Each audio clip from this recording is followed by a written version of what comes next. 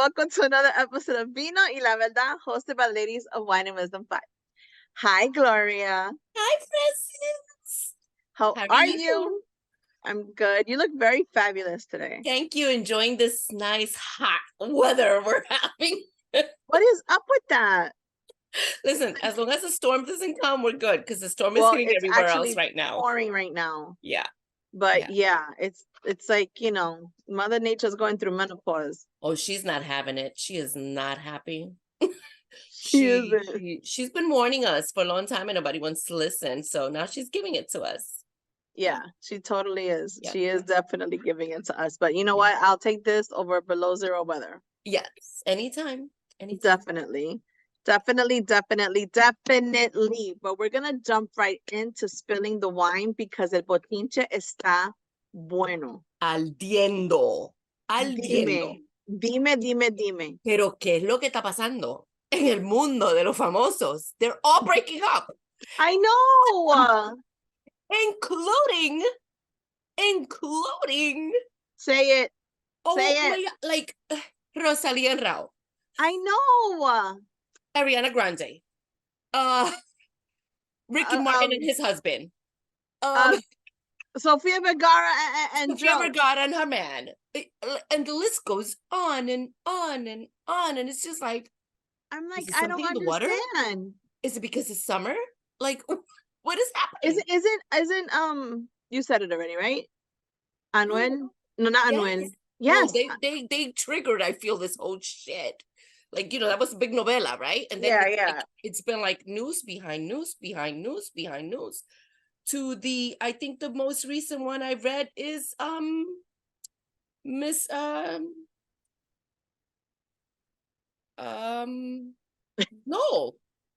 Who?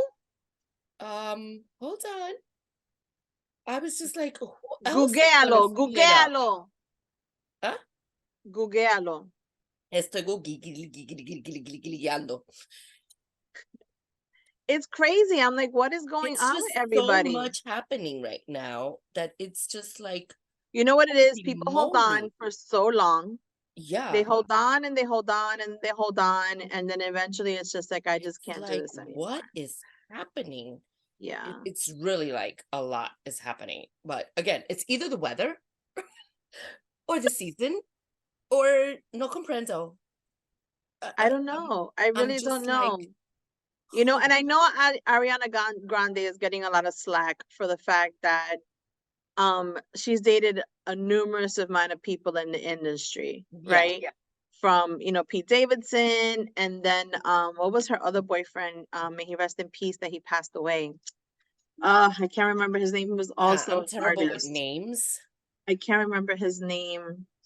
Oh, bad press. Hold on, it's to the point where it's just scary. Like it's just like, yeah, like she was with Ethan Slater. Yeah. Right, that was her husband. That's who she's divorcing now. Then she was with Pete Davidson. Yeah. Well, before that, she was with Pete Davidson. And then she was, what is this guy's name? I mean, she was with The Weeknd, you know? Yeah. Now I'm like determined to find out who the name of this guy was that passed away. Mac Miller. That's who it was. So she was with Matt Miller, Pete Davidson, you know, The Weeknd, and the list goes on. But you know what? If she wasn't famous and she would just be a regular, you know, chick, nobody would say anything, right? No. Because that's what you do when you're young. Right. You experiment, you go through relationships to figure it out. You know, I mean, she was married. She was married for a while. I think, you know, maybe like 2 or 3 years, if I'm not mistaken. So, but yeah, I don't know. I want to know what's in the tea that everybody's decided to. I feel like it's either all in the same month, or the season, or the heat, or I just don't know what to make of it. I don't know. But it's amazing. And it's like long relationships. It's not even like relationships that are just these relationships 3 years, 7 years, 5 years, like. So these are not like new relationships that you can expect, you know, well, you know, it's new, it didn't really work out. They really haven't been together that long. It's real story relationships. Yeah, and Ricky Martin and his partner, they've been together for a very long time. God, yes. There's so much, the kids, and it's just like, holy moly. So it's just after they've been nonstop, married for 6 years, Ricky Martin and Yosef. Yes. And now they're getting a divorce. A divorce. And and again, they have the kids, so there's so much more involved, I know. It's crazy. I mean, it's hard for us, right? And I really feel bad for Rosalie and Rao, because they really look so happy together. And they're both being very respectable about it, which I love. And they're asking, people to thank you for, not making it worse than what it is, or making assumptions that it's hard on both of them. Yeah, of course, because your life is in the public eye. Yeah, all the time. All the time. So it's, it's crazy. But we're kind of gonna have a conversation like that today. We're going to chat with our guest, Alyssa, and we're going to talk about the codependency that people have in relationships. Right? And sometimes we're codependent, we don't even realize how codependent we really are. Right. So don't go anywhere. Stay tuned. We'll be right back with a Pero Porque Why segment with our guest, Alyssa, and an amazing conversation. We'll be right back.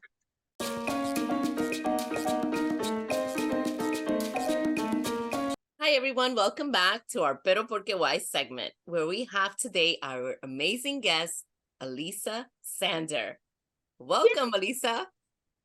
Hi. Hey. Thank you so much for having me. I'm so excited. Welcome. How are you? I am doing well. It is like such a beautiful summer day here, so I am like all smiles. I'm doing great. Excited to be here. We're excited to have you as well. Thank you for taking the time out to meet with us and have a conversation with us. There's so many things I want to talk to you about, and Gloria has a lot of questions. Gloria is very spiritual. Very spiritual, and she's has all of those beautiful gifts. But I wanted to ask you, because when we started having the conversation about you, we were all like, what is a light, a shadow worker? Like, what do you, an alchemist, what do you define as a shadow worker and as an alchemist? I know you define it as like the priestess of the underworld, but what do you refer to that? What does that mean? Yeah. Oh, I love this question. So priestess of the underworld was something that like my friends gave to me because I go pretty deep in the sense that like I love depth. I love when we can have the conversations that really bring us to talking about the parts of ourselves that we don't like, or the parts of ourselves where we're like, I don't want to admit that I do that. And some of us like are even unconscious of the fact that we do it. So when I talk about being a shadow worker, to me, that is bringing awareness to the parts of our psyche that we either repress or we try not to look at. So, shadow worker is like, hey, if you're having a conversation with me, we're likely going to be doing shadow work, because that's just kind of how I operate at this point. I don't know how to have like non-depth conversations. Okay. So basically it's just, going into the depths of people's emotions. And patterns and tendencies and ways of relating. Like, for example, people will relate to overgiving, right? Especially as moms, right? They overgive, they self-sacrifice. And so the shadow work is getting to the root of why we overgive and self-sacrifice in the first place. And people are always surprised, because it's like, I mean, I could even ask you guys that question, like, what do you think that you're going to get when you overgive or you self-sacrifice? I thought, and I say I thought because I think I just went through this journey, but I thought it would bring me a sense of security that everybody was okay. It would bring me a sense of peace that everybody was going to be okay. But then through that process, I wasn't okay. Yep. Exactly. Exactly. Gloria, do you want to share? I think it's having like a satisfaction, right? Yeah. It's almost like trying to find that satisfaction of I did everything I can do, or I'm doing everything I can do and more, right? Unfortunately, some of us are just conditioned that way. Yeah. Call it that, right? 100%. Where it's almost like we have a need for helping or serving or giving. And like Francis just said, sometimes we give so much of ourselves that we forget about ourselves. And in the long run, what it does is it drains us down. Right? Yeah. So exactly. I think that's really what it comes to. Exactly. Which would be the second part of the question, right? So we think that overgiving and we think that self-sacrificing, whether that's in our relationships with our partners or with our children or even with our family, right? We think it's going to provide us with this security or with this like satisfaction. Right. But when you're overgiving or when you're self-sacrificing, how are you really feeling? Drained. Exhausted. It's exhausting. It's exhausting. It's not sustainable. Yeah. Like it's just not sustainable. Yeah. And so the shadow work is like bringing to our conscious awareness that we think this action, this thing that we're doing is going to provide us with something, but it's not. Right. And when you're sharing like the condition, like this is the mother wound. We watched our mothers do this and their mothers and their mothers, right? This was passed down through so many generations. I'm lucky in the sense that I have a very young family. So my great grandmother is still alive. She's 90. My grandma, my mom.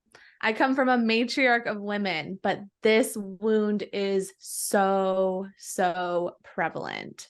Yeah. It's deep. It's deep. And it takes a lot of, I think, digging and understanding of yourself and what they've been through in order for you to understand why they are the way they are. Exactly. It takes so much compassion and grace. Yeah. It's it's crazy. We've had this conversation to some extent on the show before. And every time we have it, we always learn something new. You know, on the things that we think we know, and we think that, we're like, oh, but they could have done things differently. But like, it's like you said, it's been passed down, and sometimes you don't even realize you've inherited it. Yeah. Because it's second nature. Right. Exactly. We just do it automatically. We don't even know we're doing it sometimes, right? Because it just comes natural to us. It's just who we are. Absolutely. So I'm curious to know, at what age or when did you discover this passion for doing this or started doing this? Yeah. So it was through this meditation, actually. It was in 2020, when all of things were a mess. So this was really just a few years ago. And it was like, your soul mission is to heal the mother wound. And I was like, what the heck does that mean? Like, I had never even heard the term mother wound before. So this was just like a total like drop in, like God moment of like, this is what you're here to do. And I was like, okay, took to my journal and I was like, okay, I'm here to heal the mother wound. What is that? And then it was like, the mother wound is directly linked to codependency. And I was like, what is that? Like, what is codependency? And as I started reading about it, I was like, oh my gosh, this is me to a T. Yeah. And so from that point, so to answer your question, just a few years ago, I think I became aware of codependency slightly without necessarily knowing too much about that term, but like I started learning that I was a people pleaser. I started learning that I sought out chaos because that was what I felt more comfortable in. Like I knew that like my worth was based on how good I did in school or how good I was doing at my job. So I started noticing some patterns, but I didn't necessarily have the language for it until that moment in 2020. And then I've just been diving into it ever since. That is amazing. Yeah, it's fast. Thunder? Yeah. No. Oh my God. It sounds like the sky just opened outside. I was like, whoa. No, I didn't hear it. Sounded like if my ceiling was going to come crashing down. Oh my gosh. That confirmation. Like, my eyes. I was like, yeah, that's that confirmation. So what advice would you give, or what do you speak to or mentor people that follow you or that attend your events in regards to codependency, whether it's codependency in relationships or codependency at work? Like, I'm more interested in seeing like codependency in relationships, because sometimes we don't even realize we're depending on our partners as much as we are. Or our partners are depending on us. On us, which right. I've been a victim of that. Yeah. Right. Yeah. So the thing that I would say is break down the stigma that you likely have on what codependency is, because I think when people hear codependency, they think, oh, it's when you're in a relationship with an addict, it's when you enable, and like that's what they chalk it up to. And it's so much more than that. I would say, put down any stigmas or judgments or preconceived notions of what you think codependency is. And like the way I define it is when you place your worth or good feelings about yourself on someone or something outside of you. If you can begin to look at it as a way that you're trying to get your good feelings about yourself or your worthiness, you'll start to see how you likely have a dependency, whether that's to the type of car you drive or the type of clothes you wear or the type of home you live in. It kind of can show up in all of these ways where how we feel about ourselves is dependent on something that we have, and that something is something outside of us. Wow. That is so interesting. Yeah. That is interesting. Because, to me, codependency was always, before, right, I had a revelation, but it was always more like thinking that you're codependent financially. Right? That dependent, because the word dependent has always been within that stigma. Like, I depend on you to be a provider. I depend on you for financial support. I depend on you if I don't have it, you got it, right? Yeah. So it wasn't until, like I said, so my mind blew away. And I realized that it's emotional, it's mental, it's financial, it's so many different aspects of it. But the fact that you said about clothing, it's piquing my interest, because there are certain things I stick to, a certain type of top, right? I'm a big puffy sleeves type of girl. It's crazy. I feel, I don't want to sound like selfish or arrogant, but I feel like when you have a good sleeve, it gives you a different type of appearance, right? Gives you a different type of a presentation, or a representation, right? I just feel it makes you look classier, it makes you look elegant, and it's not the fucking shirt, it's you. Yes. Right? But but I have a shitload of puffy sleeve shirts. She does. She has every color, I'll tell you. Every color, every style, from flappy ones to pirate ones to like the ones that Gloria has on now. We've been friends for 25 plus years, and I can tell you all the tops she has. Oh my gosh. I love it. I'm puffy sleeve, and this chick over here is jewelry. I'm a jewelry freak, as you can see. I love it. But I'm a hoodie. I'm a hoodie person. It's so funny. So maybe this is like off, but we went to see the Barbie movie. Yes, we did. Ooh. You just mind fucked me right now with that whole went there. I actually had a revelation, and I'm like, I've always blamed my dad for my sense of fashion and love for fashion, and my mom and sister for my jewelry, because we have a very big gap in age, me and my sister. So I was like her life doll, right? So she would just like plop me on the bed and do curls in my hair and put on my mom's accessories and hair things and just I was her doll. I was her life doll, right? So, and I would sit there for hours and let her do whatever she wanted with me. So since I was very young, I always like a lot of jewelry, a lot of accessories. And then my dad did clothes. He was a foreman in a leather factory for many years, but he was a perfectionist. Like, if my dad did for you a skirt or a pair of pants or whatever it was he made for you, you best believe it's going to be the best you've ever had, because he was so detailed. So, oh my God, he was like insanity. My dad never dressed down. My dad was always dressed to impress. And he always told us growing up, even if you're going to take out the garbage, wear your best. Always. That was literally my dad. His whole life, may he rest in peace. Yeah. But we go see Barbie, and I'm like, fuck, this is where it comes from. This is why I'm such a freaking fashion crazy jewelry woman. I had 24 Barbies growing up, and I had the store, and I like to dress them, and I'm like, this is where it all comes from.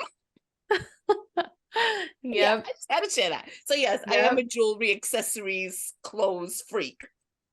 I love it. Yes. I mean, if it brings you joy, then like that's all that matters, right? Like, like it's no hate on even you wanting to wear the puffy, aren't like, if it brings you joy, if it adds to that, then that's great. But it's like, if you don't feel that unless you're wearing that, right? That is that's where you're like, okay, I need to like look at this. Oh no, I mean, I could throw on a hoodie and a pair of jeans and a baseball cap and keep it pushing, like, And you're, exactly. But I do feel my best when I have a very pretty puffy sleeve shirt. It's almost like, when you go get your hair done, or when you go get your nails done, or when you treat yourself to something, it makes you feel better, right? Yeah.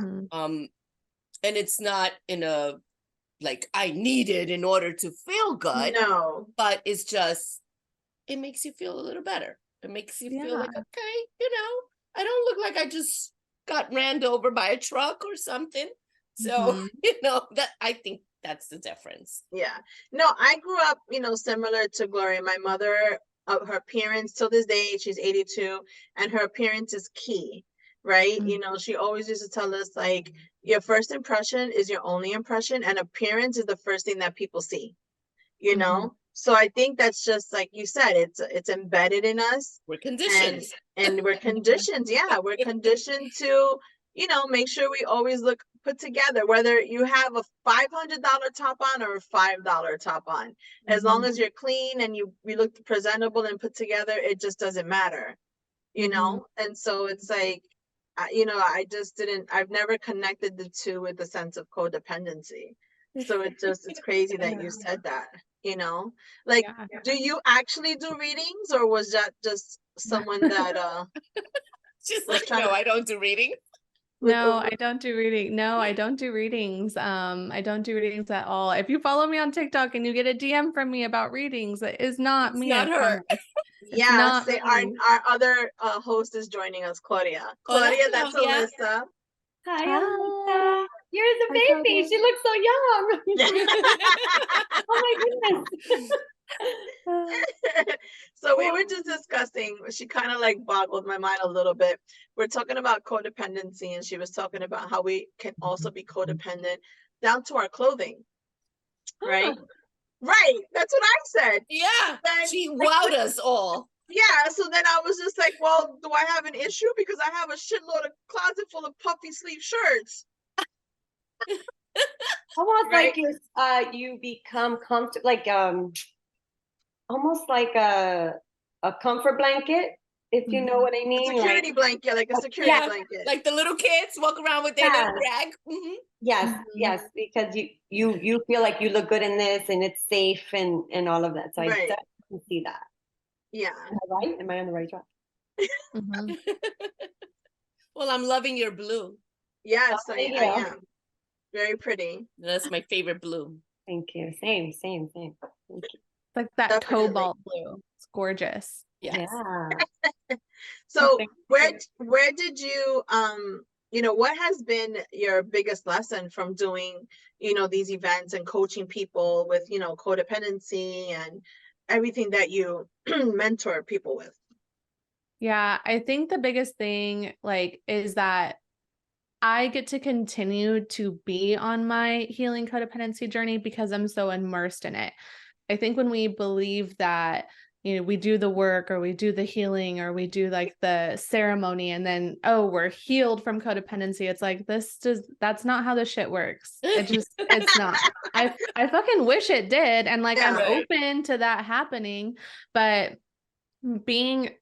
I really like to present myself, not even present myself. I am on this journey. I don't pretend like I'm not. So just because I coach women and hold spaces for women who are healing the mother wound and codependency, that doesn't mean that it doesn't still exist within me, right? Like I'm actively healing that as well. And I think that the people who are called to join my membership and be in this community and those who listen to, my podcast as well, it's like, they like that I'm like, this is how I navigated a codependent moment this week, like this is the shit that happened to me while I was at the airport with my boyfriend. And like, this is what I said to myself in the bathroom to kind of bring myself up. Like, it's very real stuff. So I think like my biggest joy about doing this work is that like, I don't have to do it alone. That's why I created the membership, because I wish I had that when I was in the depths of it.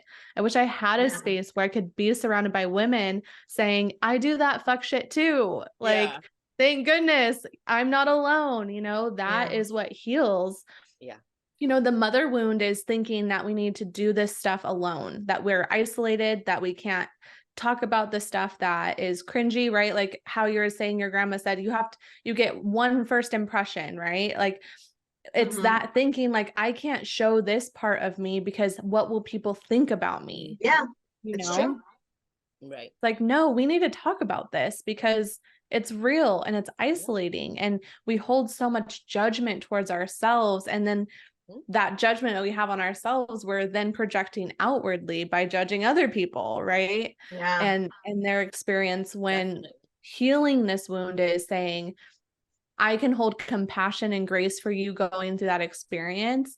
And because I'm able to hold compassion and grace for you and your experience, that means I'm going to be able to hold that for myself when it comes up for me too. Love it. I need a pen. I need a pen to start making another list. For starting your journey and doing what you do and letting people know they're not alone and having a voice and having somewhere to go to, like you said. Yeah. Cheers to thank you. Thank you. I'm trying to soak it in because I came in late. I had traffic issues. But I hear the mother wound. Is it womb? Like mother womb or mother wound? Yes. Yeah. Both and right. No, wound, like a cut or a gash. Okay. Gotcha. Because it's the pain, it's the unresolved trauma that was passed down to us from our mothers and their mothers and their mothers. So it's, it's this wound that you can't see, but is something that we are actively, exactly, participating in. Right. Okay, I got it. No, because that generational trauma. Yeah. When you talked about those first impressions, I feel like that depends. Just in terms of like employment, right? You put one particular foot forward because you're trying to get a job. Sorry, my husband's bringing me my dinner. Thank you. So like in that sense, however, in the sense of where you're talking about where you don't show who you really are, why did you turn off the light? Okay. Thank you, Rodney. We love you.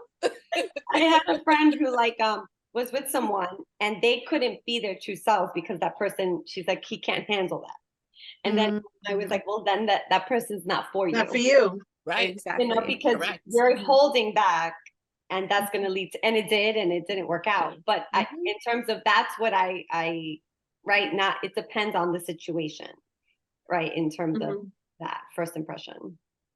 Yeah, I think if you're not able to be your authentic self, like the shadow work. We were talking about shadow work earlier. The shadow work, and that is, why can't you be your authentic self? What is the fear, right? The fear for her was, if I'm my authentic self, he can't handle that, right? So here, let me dim my light, let me make myself small so I'm more palpable. That's called people pleasing. And it's also manipulation, right? And so, you know, and I don't say it's that almost like the narcissist. Yeah, I mean, I say codependency and narcissism are two sides of the same fucking coin. Like they really are.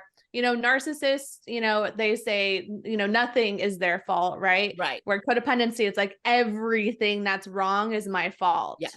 Yeah. Everything that isn't going good is my fault and my responsibility. So, you know, if you're ever in a situation where you have to make yourself small, like ask yourself why you think you need that thing that you're making yourself small for. What is attached to that thing that you're making yourself small for? And that it shows up in dating all the time, right?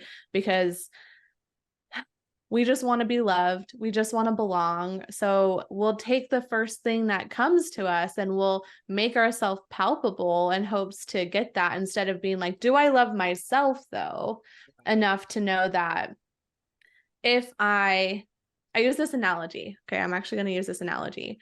I call it like the chocolate vanilla analogy. So we say we want chocolate, right? Chocolate's like someone who loves us for exactly who we are. We don't have to make ourselves any other way.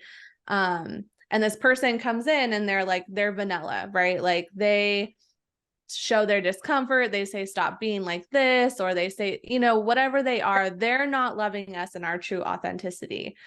And so we stay and say like, oh, well, vanilla is here, you know, so I might as well just have vanilla.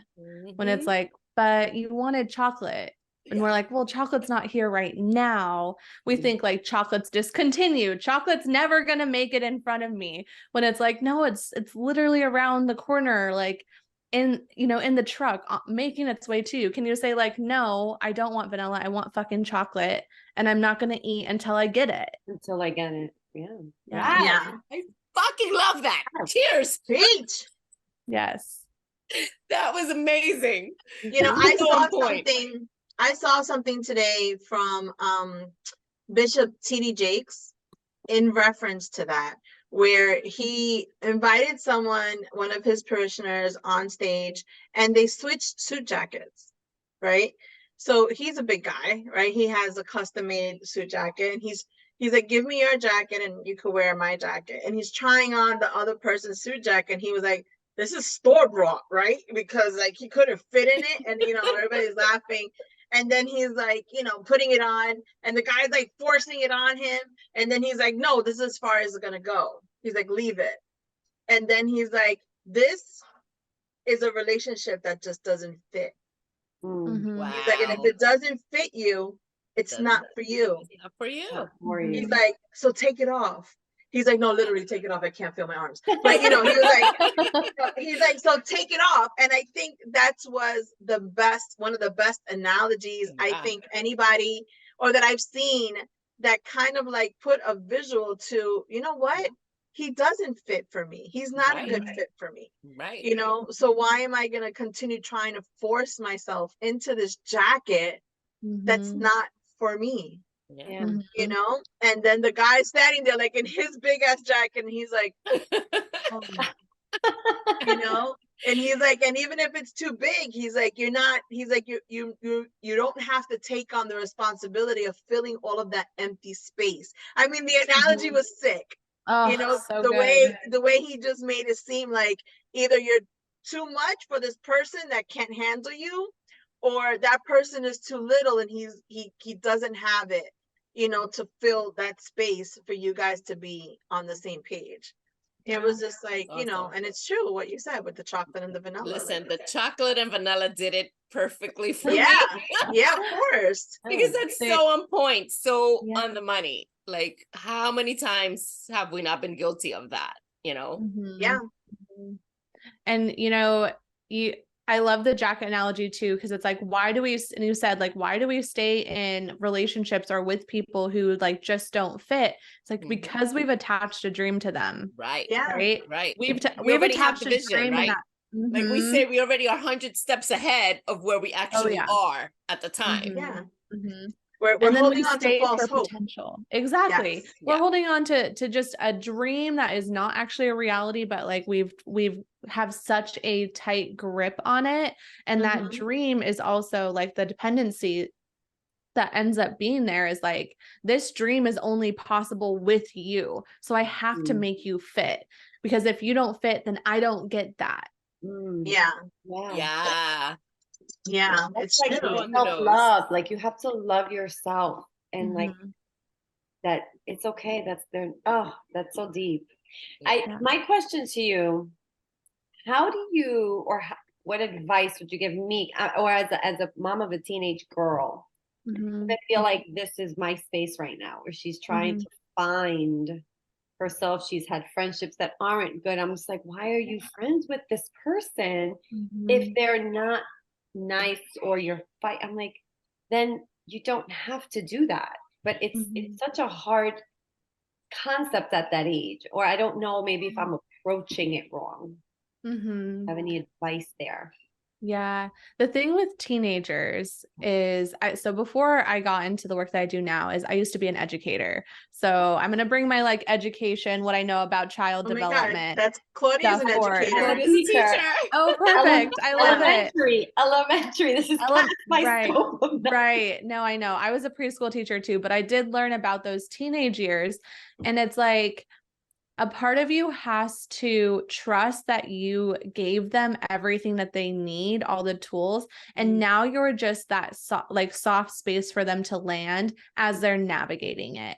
So like, it's just remembering that like and I think back to when I was a teenager too, like what I love the most about how my mom held space for me is that she never made me feel bad. She, always allowed me to be messy. She didn't judge me for my messiness, and she didn't try to fix it, And I think that as mothers and just like, even friends or even partners, we want to go into fixing. And so my advice would be, only because it's been so powerful, even in my relationship, is to ask her, are you looking for suggestions, or are you just looking for a space to be heard? Because 9 times out of 10, they're just wanting to vent. They don't want us to fix it. And then you're reminding them that like you trust them to figure it out, Say hi. Hi. Hi, puppy. Hello. Hi, my love. Not leaving me alone. Hug and a kiss. Okay, bye. Good night. Good night. That's powerful. I do tend to want to fix it. Of course, because she's your daughter and she's probably experiencing pain and sadness and rejection and hurt, like, and betrayal, probably. Like, I imagine what I was navigating as a teenager, but I think instilling that trust, that like you trust her to handle it, is going to continue. That's what she needs, is confidence. And that confidence is going to come from saying like, I hear you, love. And are you looking to be heard, or do you want someone to like brainstorm solutions with you? Right. It's showing that like you respect her, you respect where she's at, and you trust her to navigate it. And if she doesn't want to navigate it alone, you're right there to brainstorm with her. And I think that'll also bring your relationship closer, right? Because you're giving her the space to try to figure it out on her own, but at the same time you're letting her know, I'm open and I'm here waiting when you're ready. So you're giving her that, you're laying out the 2 outfits on the bed, and you're letting her decide which one she wants to put on first. Thank you for that. That was beautifully said. Because even though I don't have a girl, I have boys. That's basically what I did with my boys, and continue to do, even though they're grown. Whenever they come to me, I'm here if you need me. I'm here to listen. I'm here to route you in the right path if you want me to. But if you got this, I'll sit back. I'll let you take that. And when you need me, I'm here. And that's the best thing anyone can do with their kids, I feel. Yeah, because the thing, it's so important for them to understand that, like you said, that you trust them and that you believe in them, but you're there for them. You know, till this day and age, when my guys go out or go wherever, I'm like, have fun, you know, have a good time. But if you need me, I'm a phone call away. You know, it don't matter what time it is. I'm there. You know, at the end of the day, I'm your mom. I'm going to be a mom forever. But go, do you. Have a good time. And I think it's so important. Yeah. And I want to like reflect to you that like you doing that is literally breaking codependency, right? Because if you go in and fix every single problem, oh my God, then they'll never do it one, for themselves. They won't be able to do it for themselves. You then get to be the victim and be like resentful, right? Like, oh, they always need me. They don't know how to take care of themselves, right? We do it with our partners too. Right. But like, especially with children. but yeah, it's like, you don't want her to then become dependent on you fixing it. And the thing is if you do go and fix it and it doesn't work out, she gets to blame you. Yeah. Yeah. And you don't want that either. Yeah. I think that's all part of that mother wound you were talking about, right? Because that's how we were raised, right? In you know, you go to your mom for everything. You go to your mom to fix it. You go to your mom if, you know, something happens. And then, you know, it's different generations, right? And then when you try to, you know, fix it with the way they would have give you advice to fix it, sometimes it doesn't work out and you're like, but my mom told me to do that. And why didn't it work out? Right. And regardless how youthful we are and how, you know, involved we are with, you know, this generation, it's still a different mindset. Yeah. It's beneficial to like knock moms off the pedestal we place on them, right? Because the only place someone can go from a pedestal is down, right? So it was when I actually took my mom off that pedestal and like saw her as a human who is also figuring out life and also navigating it. It was just like, oh, okay, like now we can collaborate. Like now I can see how I can learn from you and you can see how you can learn from me. And it's a totally, I'm lucky my mom was really young. Like she had me at 17. So like we grew up together, you know? And some say that was, you know, that must have sucked. And I beg to differ. I honestly, we have our own stuff, but it was nice to be able to have her trust me so much. And I think because she was so young, she was like, honestly, I don't know, I fucked up. So your guess is as good as mine. Together. You guys grew up together, basically, right? Which is a beautiful thing, you know, and it's funny because again, yes, I wasn't that young, but I was in my early 20s when I had my kids, and well, early 20s first one and late 20s the second one. But it's the same thing. I feel like I never wanted to shadow them the way my parents were. And I wanted to give them their space and their each be their own unique self because they're two total different dudes. But I always gave that space that, you know, you got this, you could figure it out, you could do it, you know, to the point of even, you know, when they didn't have license, like take the car, don't worry about it, boot out, take it, what you gonna do, crash it? We got insurance, take it.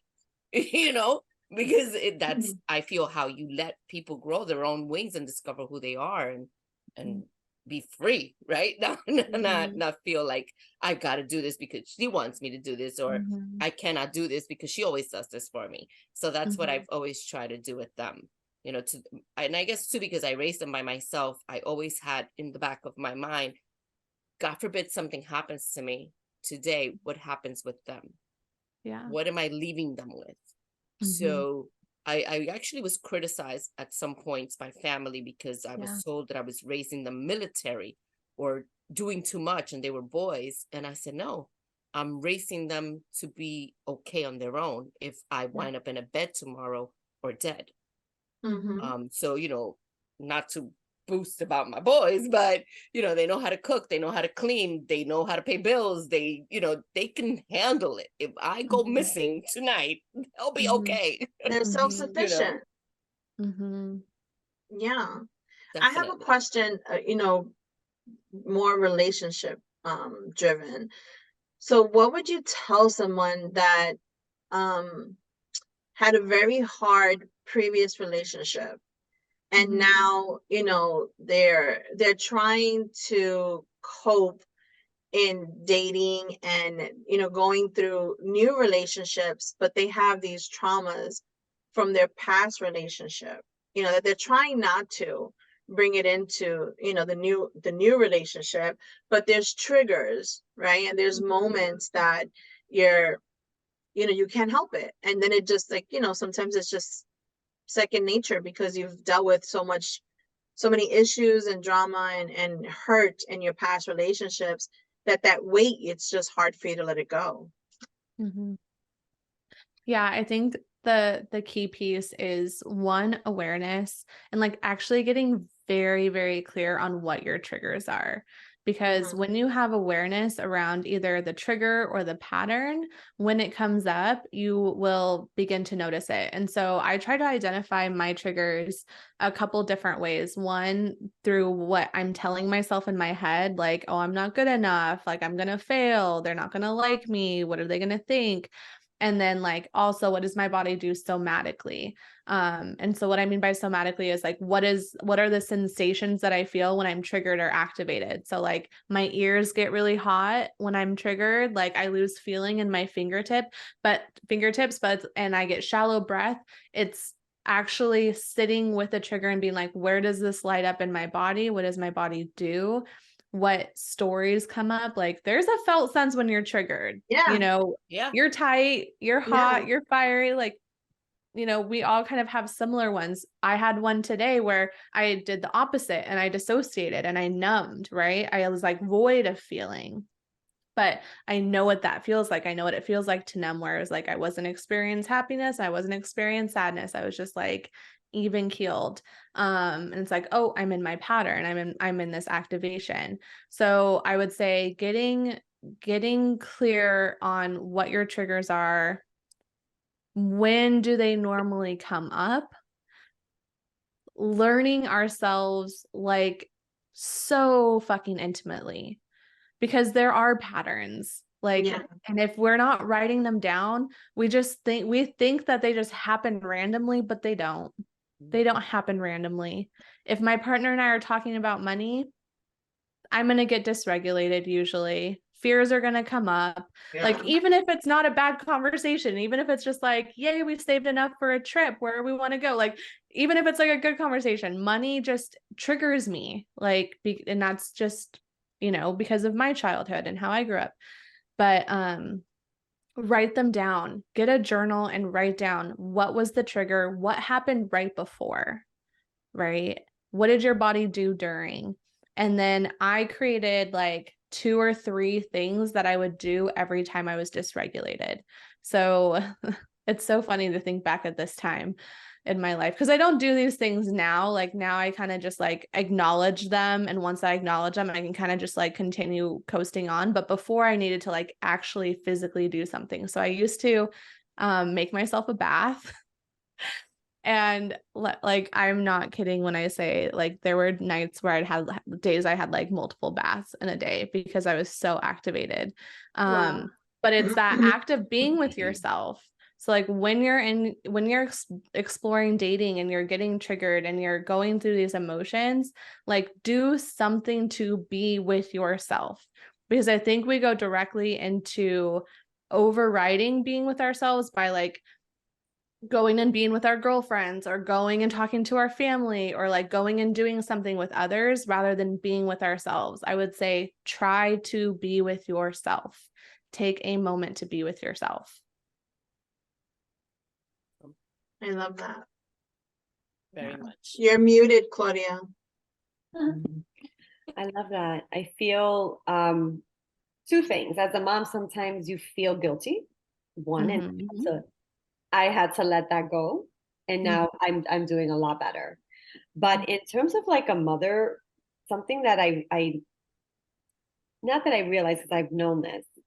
My mother is the type of person who like she'll give the shirt off her back, even if it doesn't help her, or if it's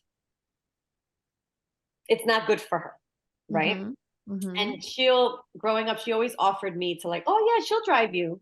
Oh yeah, Claudia. And I'm like, no, I don't want to do it. But because, my mother is fine, right? So that's something I had to learn not to do. But before I did that, the trigger just with her, just like when she would ask me, and I'm like, I would get so frustrated. And then, but I would do it. Like, like, all right, she's my mother, fine. But now I had to have a conversation with her she didn't even know she was doing it. Like she, no, she didn't just know. an automatic. And I'm like, Ma, you have always done this to me. And then my sisters, but I'm the oldest. Yeah. So I get the brunt of things. Right. So, and now and I'm like, stop, I'm not doing it because I also have a lot on my plate. Yeah. Too. So don't make me feel guilty for not, I don't know. And sometimes it's like not taking Charlene, which is like a cousin. She always needs a ride. And she's like, oh, I'm like, but she knows that an event is on Saturday. She can figure something out because she could take Access-a-Ride. She could figure it out.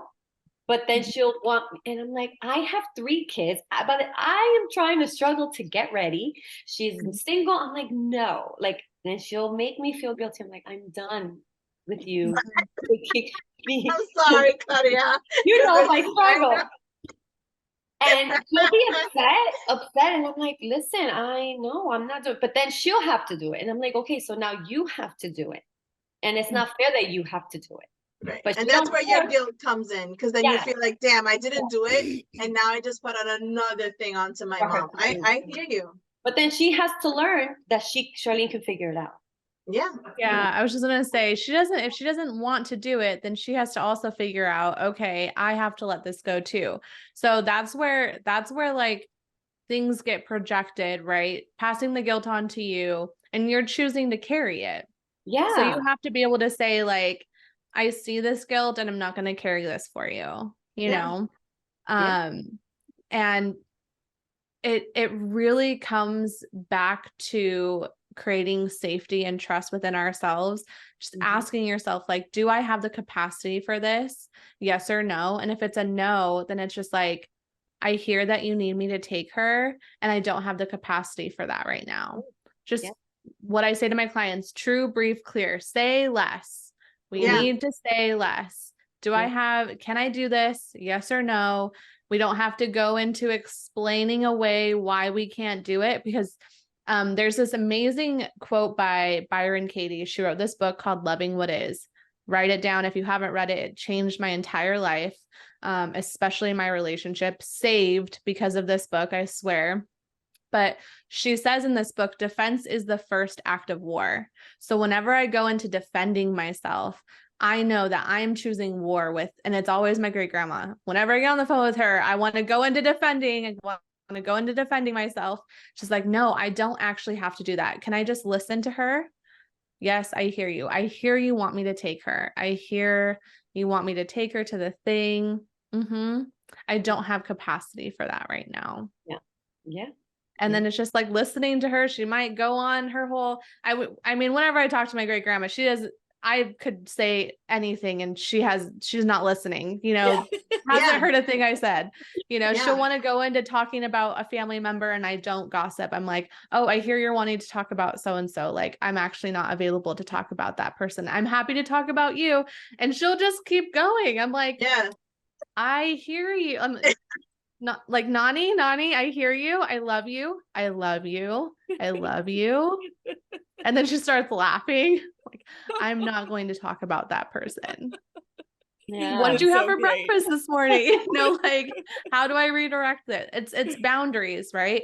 And it's remembering I could feel guilt about that, but I have to remember that if I go and do the thing, even though it doesn't feel aligned, or even though I don't have the capacity for it, I'm going to feel worse. And that's actually hindering my relationship with her, not bringing more intimacy. It's actually bringing less. So me holding boundaries is actually the most loving thing that I can do for others, and for myself. Yeah. And it's so freeing now. I'm like, no, don't ask me. Now it's it's a little it comes down to like they're taking advantage of her. Yeah, you know what I mean? Like, because nobody considers her time and her work, and she cooks and she gets the place ready, and there's like 1,000 people coming over, and and then on top of that, now she has to go pick up people up. So it's like being inconsiderate of your time and then like her time as well. And so it's just, we laugh about it because Claudia and I have laughed about this since we were kids, because it's been like for years, so it's just like it's funny that you say that. My mother's very codependent of me, like to the point that she called me yesterday and I was just like, are you kidding? And I felt bad, but I was like, are you kidding me? There's 3 people in the house and you're calling me to find out how to turn on the air conditioner? Press power, mommy. Dice power. And she said, well, we're gonna have to get a new one because it's not working. Did you plug it in? Oh, it's not, no tan chuflao. I'm working, people. I am work. I was just like, I said, I gotta get off the phone because I was getting tachycardia, like, and I'm like, she tends to say things that she'll be like, oh, hey, I went to the lago today and it was so pretty, it's so modern, and they redid the bathrooms. Maybe on Saturday, you can tell la mamá de Claudia y Gloria, nos vamos juntas to the lago. Está bien. So she's phrasing it in a way that she doesn't give me the opportunity to say no, right? So I'm just like, veremos a ver. Like, I don't even know how to respond anymore, because the minute I say yes, there's 20 phone calls coming up behind that. What is Claudia's mom gonna cook? Claudia's mom doesn't even know what the hell we're talking about. You know what I mean? And it's just like the weight is insane. So I can relate to Claudia because they are very codependent on us, and it's just like, how do you pivot from it? How do you like redirect them and send them on a different road? Because you don't want to hurt their feelings. I get it, they're older, and she does it because like she's alone and I'm over here, but at the same time it's like, how do you, I need my space, like I don't mind spending time with you, but it doesn't have to be every single day that you can't figure out how to turn on the air conditioner. Like, we went through this for half an hour yesterday. So, so I get it. I totally get it.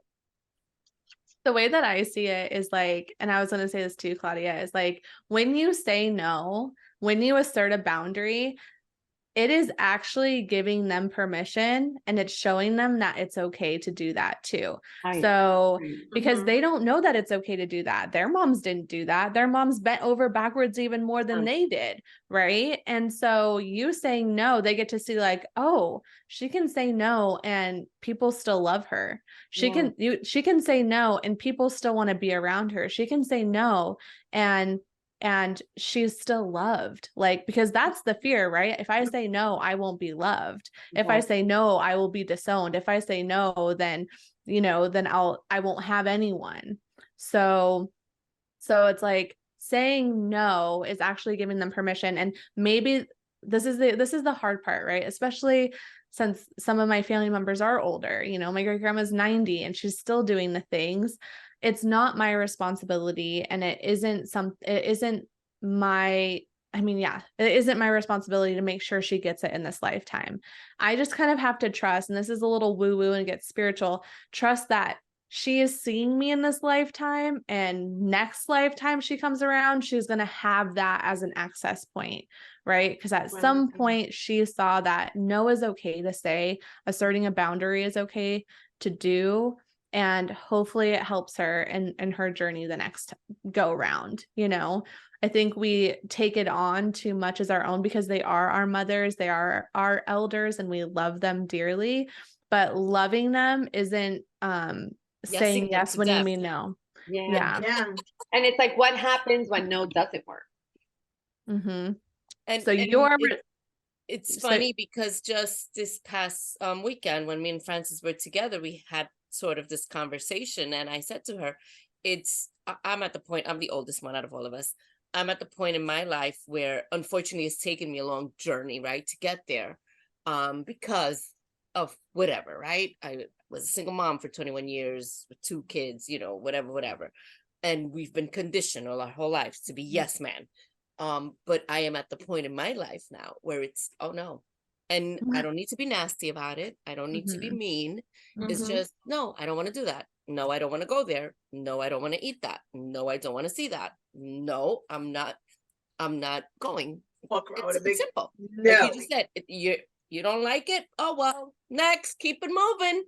You know, I even said that to friends. I said, whether I lose relationships over this, friends, family members, whatever it is, guess what? I'll be okay. Because I am at the point in my life where no means no. Where if I don't want to eat it, I'm not going to eat it. If I don't want to go, I'm not going to go. If I don't want to do it, I'm not going to do it. Simple. I'm not here to please anybody else. Now it's my time. Now it's my time. Yeah. And it's, call it selfish, call it whatever you want. It's self-love. No, I mean, and that's the fear for most people is I can't do this because it's selfish, and we have this negative connotation around selfish. But it's I know what is okay for me. I know what I want and I know what I need, and I'm making sure that I get that. But that's not selfish. That's just taking responsibility for yourself. Self-love, respecting myself a little more, because again, we've been conditioned all our lives to please everyone else and do for everyone else and put ourselves in the back burner. I am no longer putting myself in the back burner. Yeah. Simple. So we have a minute left, but I wanted to go back to that question that Claudia asked, like, what happens when no doesn't work? Because sometimes it doesn't. So you are always responsible for enforcing your boundaries. So if somebody isn't respecting your no, then you have to ask yourself what you need to do to either remove yourself from that situation. So sometimes I have to say, sorry, grandma, I have to get off the phone. Right. And, you know, get off the phone. If someone is choosing to argue with you and you don't have capacity to continue that conversation right now, it can be like, I notice, I try to talk about somatics. Like I will tell them, I'm noticing that I'm unable to have this conversation from like a calm, peaceful place, and you deserve that. So I need to table this for now. And if they're like, no, I have to go. If that means you need to leave, like physically leave, if you need to get off the phone, if you need to remove yourself, like enforcing your no is your responsibility. And I think a lot of times we say like, well, I said no, but they didn't respect my boundary, or I said no, but they didn't respect my no. You have to respect your no. What do you have to do? And a lot of times it's something really uncomfortable, and that's why we don't do it. And that's why we say they didn't do it, but it's like, no, they don't have to respect your no. They don't. You do. It's true. And it's harder when you live with a person too. Like when you live with the person, it's harder. And especially if it's like a parent, you know, it's like, Eunice is like, yes. It's harder when you live with the person and it's your parent, because it just becomes such an expectation, and that expectation turns into a responsibility, right? And then it's just like you get lost in that whirlwind. But I think you've opened our eyes to so many things today. And you know, she's like, I have so many questions having you here today. The one thing that I've heard so much, but like I don't have the capacity, like that keeps running. I don't have the capacity for that. So thank you for that.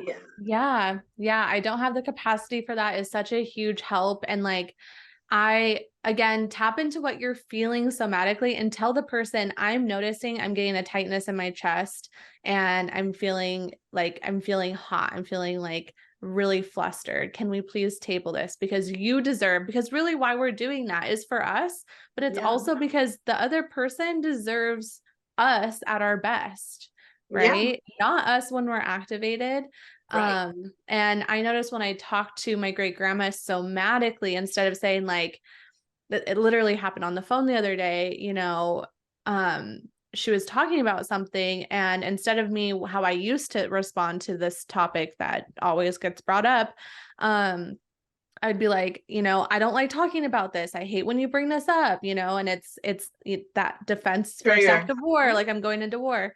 But this time I said, I notice I get really, really hot and this like heat in my chest when this conversation comes up. Can we please talk about something else? You know, it's like, I just told her like, this is what my body is doing. It I think it keeps them from feeling like they need to defend why they're bringing it up. They're just like, okay, it's not so personal. Because family is where these conversations, like the no's, especially because we were taught, you know, respect your elders. It's like, this is actually me saying no is actually respecting them, because then I'm not going to become resentful, which they don't deserve. And I don't want to have that type of relationship with them. Yeah. You definitely have to let us know when is your next event. I personally would love to attend one of them. You do them virtually? So I have a membership. So I have a membership called Codependency Alchemy, where I facilitate a masterclass and a group coaching call every month. So they're on Zoom on the first and third Thursday of every month.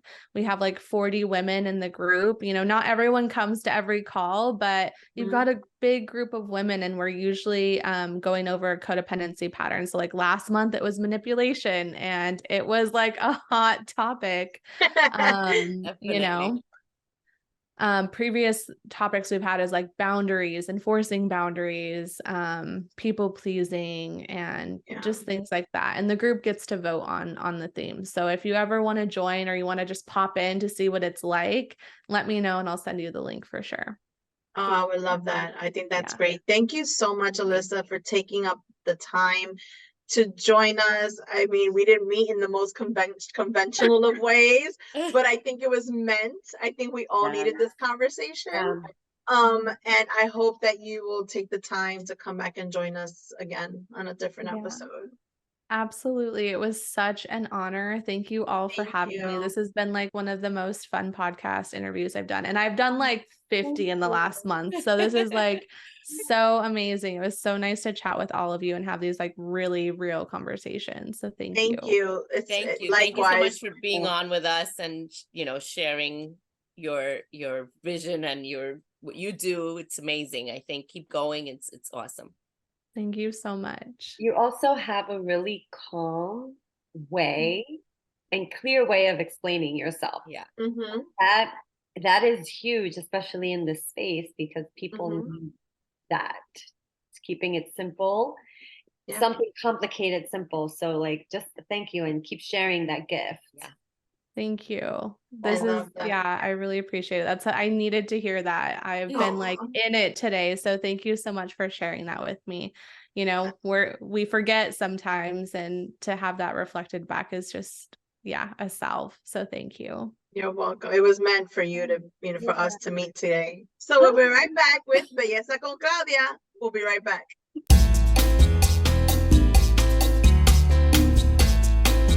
Hi, everybody. Welcome back. Welcome to Belleza con Claudia. And today I am doing a hairstyle. I feel like it's been a minute. And today I chose to use my daughter. She has big curly hair. She had to straighten it for an event, and it's just too much. So she wanted it out of her face. So I decided to do a halo Dutch braid, all around the head.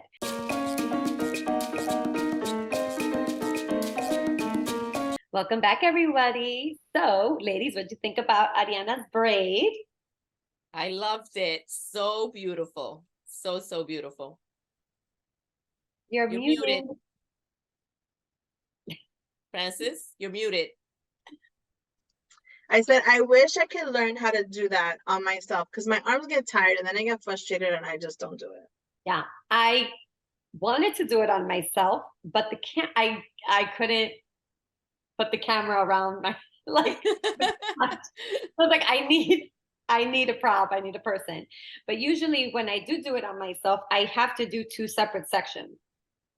Okay, and then you join them? Up to a certain point, like I'll part it, start this way, finish this way, and then like join it around and like pin it. So that's how I'm able to do it, because it's hard to go all around. Well, it was beautiful. I love the highlights on her hair. It looks so pretty. Thank you so much. She just wanted it out of her face. It's been so hot. Oh my God, yes. Poops. So I was like, okay, let's try this. And she's a teenager. She let me do it. It was a lot of fun.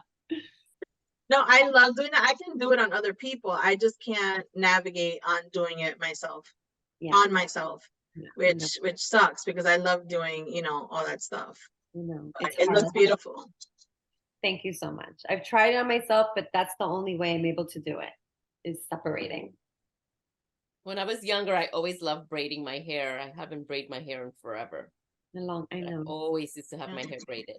It's a perfect summer, like a summer do. You know, braids are great, and they're so versatile. You can do so many things with them.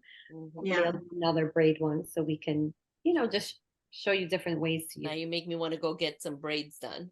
And I think braids can be so classy, like for weddings or anything. Like there's just so many different styles you can do with braids. I definitely You did a good job. Thank you. I love it. It looks really nice. And then since she has thick hair, it stays, right? And that's not like my hair that just like falls out. Yeah, and it'll be thin. You have to, I didn't have to, there's a thing called pancaking it out where you have to make it wider. I didn't even have to do that. Right. Because she has so much hair. She has beautiful hair, but you did a good job. I love it. Very beautiful. But guys, don't go anywhere. We'll be right back with our final bookmarks. We'll be right back.